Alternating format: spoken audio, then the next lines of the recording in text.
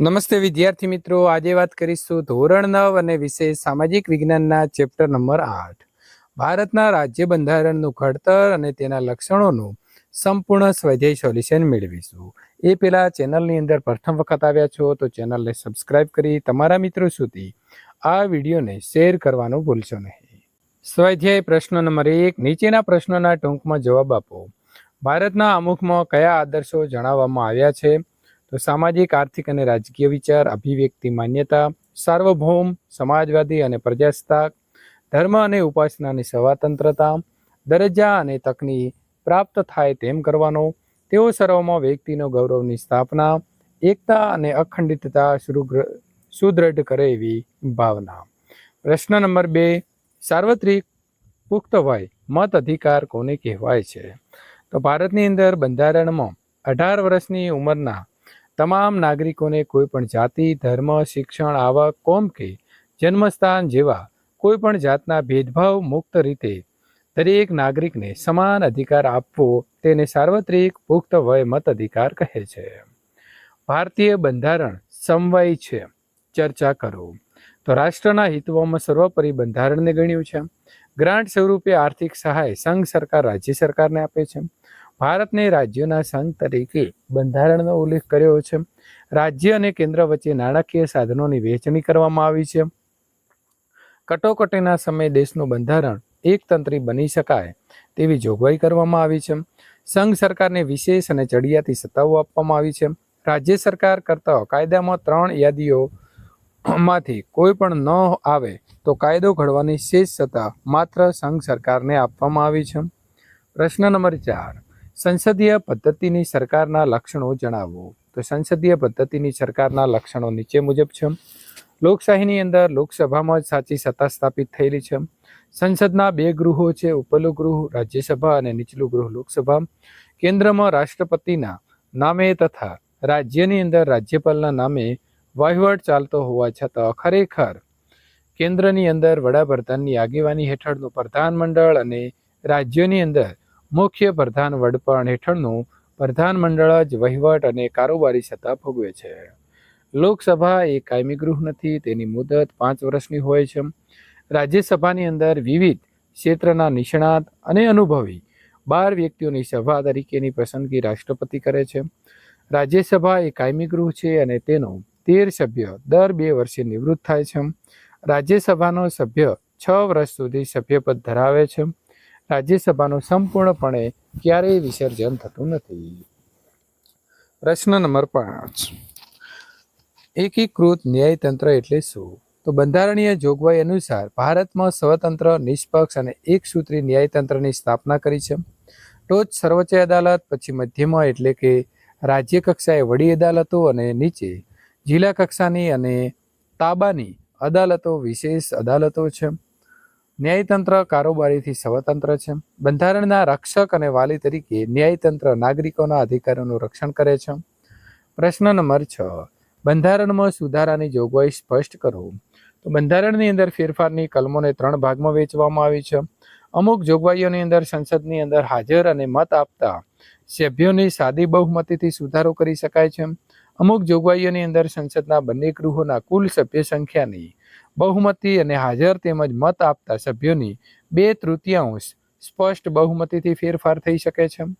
બંધારણના અમુક ભાગમાં સુધારો કરવા માટે સંસદના બંને ગૃહોના કુલ સંખ્યાની બહુમતી તેમજ હાજર અને મત આપતા સભ્યોની 2/3 બહુમતી ઉપરાંત અડધા કરતાં વધુ ઘટક રાજ્યોની વિધાનસભા ગૃહની મંજૂરી પણ જરૂરી છે.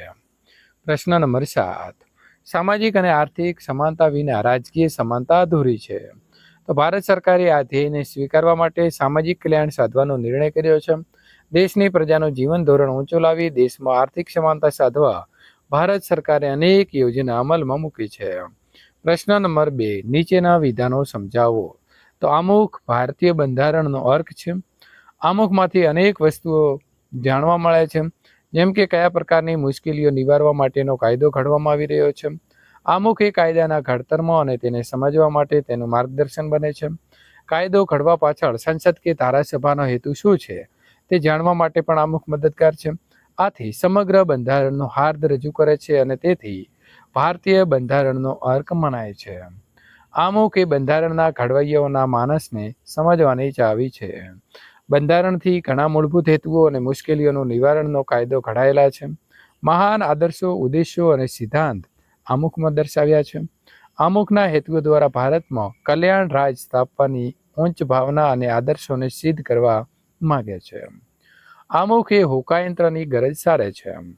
તો આમુખ એ હોકાયંત્રની ગરજ સારે છે કારણ કે કાયદાની કોઈ કલમ અને અસ્પષ્ટતા હોય ત્યારે કાયદાનો હેતુ સ્પષ્ટ ન થતો હોય ત્યારે આમુખના કાયદાનું માર્ગદર્શન લેવામાં આવે છે.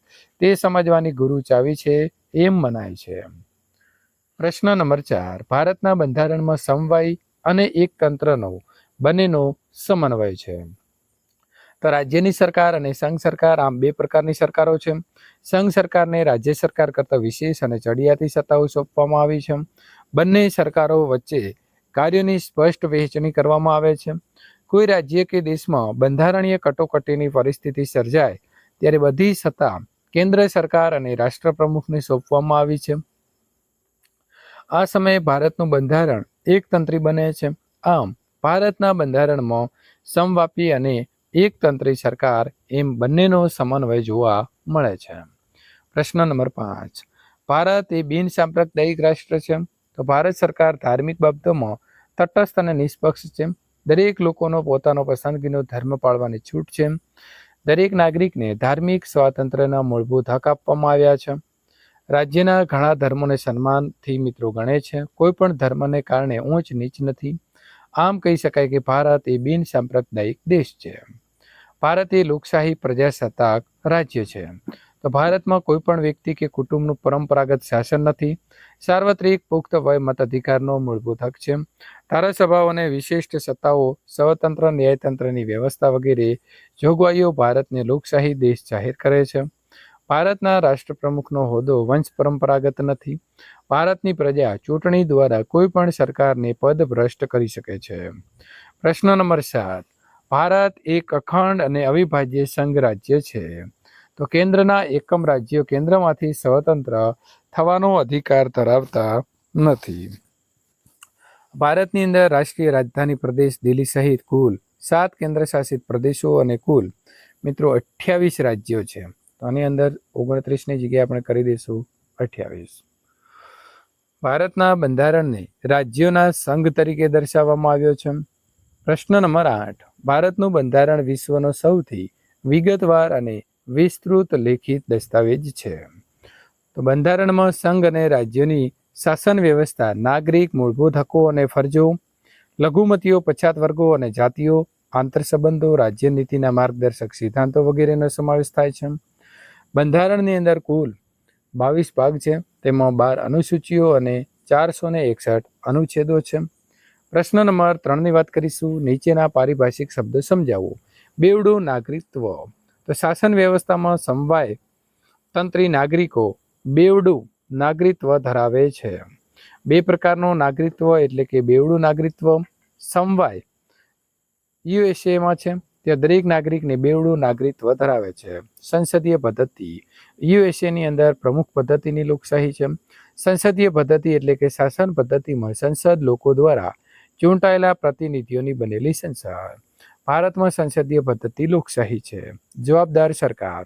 સમગ્ર મંત્રીમંડળ તેના કાર્ય માટે લોકસત્તાને સંયુક્ત રીતે જવાબદાર ગણે છે. તેથી સંસદીય સરકાર જવાબદાર સરકાર કહેવાય છે.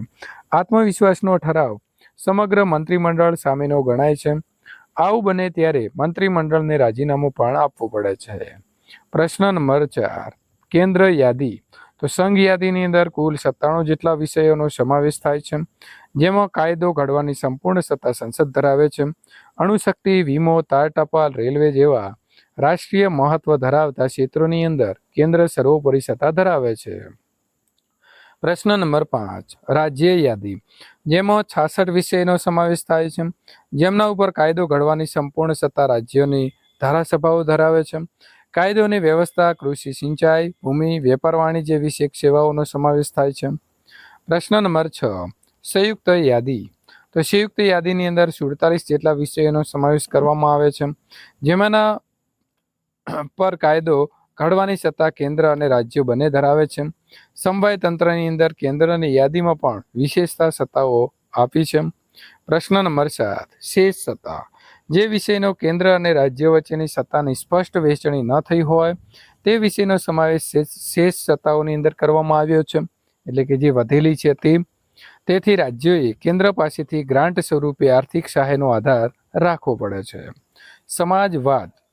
તો ભારતની અંદર 1976માં કટોકટી શાસન દરમિયાન બંધારણની અંદર 42માં સુધારા દ્વારા અમુકની અંદર સમાજવાદી શબ્દ ઉમેરવામાં આવ્યો છે. ભારતીય બંધારણની મોટાભાગની જોગવાઈઓ પ્રત્યક્ષ કે પરોક્ષ રૂપે સામાજિક ક્રાંતિ દ્વારા સામાજિક અને આર્થિક સમાનતા સાધીને કલ્યાણ રાજ સ્થાપવાનો મૂળ ઉદ્દેશ છે. લોકશાહી. તો ભારતના બંધારણની અંદર લોકોને આખરી સાર્વભૌમ સત્તા આપવામાં આવી છે. લોકશાહી શબ્દ મૂળ ગ્રીક ડેમોસ અને મિત્રો કાર્ટોસમાંથી ઉતરી આવ્યો છે. પ્રશ્ન નંબર 10, અદાલતી સમીક્ષા. સંસદે કે ધારાસભાઓએ ઘડેલા કાયદાઓ અને બહાર પાડેલા આદેશો, ચુકાદાઓ અને બંધારણીય સુધારાઓ સમીક્ષા કરવાની સત્તા અદાલતને આપવામાં આવી છે. અદાલત સમીક્ષા બંધારણનું વિશિષ્ટ લક્ષણ છે. પ્રશ્ન નંબર 4, વિકલ્પ શોધીને મિત્રો સાચો જવાબ લખવાનો છે. બંધારણ ઘડતરનું કાર્ય ક્યારે પૂર્ણ થયું? તો જવાબ આવશે બી, ઈસવીસન 1949. પ્રશ્ન નંબર 2, કેન્દ્ર યાદીમાં કેટલા વિષય સમાવિષ્ટ છે? તો 97. ભારતીય બંધારણ સભાના અધ્યક્ષનું નામ? તો ડોક્ટર રાજેન્દ્ર પ્રસાદ, એટલે કે બી. નંબર 4, ભારતનું બંધારણ ક્યારે અમલમાં આવ્યું? તો બી, 26 જાન્યુઆરી 1950. બંધારણ સભામાં કુલ કેટલા સભ્યો હતા? 389, એટલે કે એ. ભારત પ્રજાસત્તાક રાજ્ય છે કારણ કે? જવાબ આવશે બી, તે લોકશાહી રાજ્ય છે. પ્રશ્ન નંબર 5, બંધારણના જે વિશિષ્ટ લક્ષણો છે તે લક્ષણો મિત્રોમાંથી આપણે કેટલાક લક્ષણોની સવિસ્તાર જોઈશું. તો પહેલું છે દ્વિગૃહી સંસદીય પદ્ધતિ. તો સંસદમાં 2 ગૃહો છે. ઉપલું ગૃહ રાજ્યસભા અને નીચલું ગૃહ લોકસભા. લોકસભા એ કાયમી ગૃહ નથી, તેની મુદત 5 વર્ષની છે. રાજ્યસભા એ કાયમી ગૃહ છે અને તેના 13 સભ્યો દર 2 વર્ષે નિવૃત્ત થાય છે. રાજ્યસભાઓના સભ્ય 6 વર્ષ માટે સભ્યપદ ધરાવે છે. સમવાયી. તો આવશે સંઘ સરકારને રાજ્ય સરકાર કરતાં વિશેષ અને ચડિયાતી સત્તાઓ આપવામાં આવી છે. દેશના નાગરિકોને માત્ર નાગરિકત્વ સોંપવામાં આવ્યું છે. બંને સરકારોને સમાન કાર્ય અને સત્તાઓની વહેંચણી કરવામાં આવી છે. એકીકૃત અને સ્વતંત્ર ન્યાયતંત્ર. તો કેન્દ્રની અંદર સર્વોચ્ચ અદાલતનું સ્થાન સૌથી ઊંચું છે. ત્યારબાદ વડી અદાલતો, જિલ્લા અદાલતો અને તાલુકા અદાલતોનું સ્થાન છે. સર્વોચ્ચ અદાલત દેશની બધી જ અદાલતોનું ધ્યાન અને માર્ગદર્શન આપે છે. બંધારણમાં સુધારા. તો અમુક જોગવાઈઓમાં સંસદના બંને ગૃહોના કુલ સભ્ય સંખ્યાની બહુમતી અને હાજર તેમજ મત આપતા સભ્યોની સ્પષ્ટ બહુમતીથી પસાર થાય છે. સંસદના હાજર અને મત આપતા સભ્યોની સાદી બહુમતીથી સુધારો કરી શકાય છે. ત્યાર પછી બંધારણના અમુક ભાગોમાં સુધારો કરવા માટે સંસદના બંને ગૃહોના કુલ સંખ્યાના 2/3 બહુમતી ઉપરાંત અડધા કરતાં વધુ રાજ્યને વિધાનસભા ગૃહોની જરૂર પડે છે. અદાલતની સમીક્ષા. તો સંસદની સત્તાઓને અવગણ્યા વગર અદાલતની સમીક્ષા વિશેના સિદ્ધાંતો વચ્ચે એક સુમેળ સ્થાપવાનો પ્રયાસ બંધારણમાં કર્યો છે. વિદ્યાર્થી મિત્રો, આ પ્રકારના સોલ્યુશન મેળવવા માટે અહીં આપેલી એન્ડ સ્ક્રીન ઉપર ક્લિક કરીને મેળવી શકશો.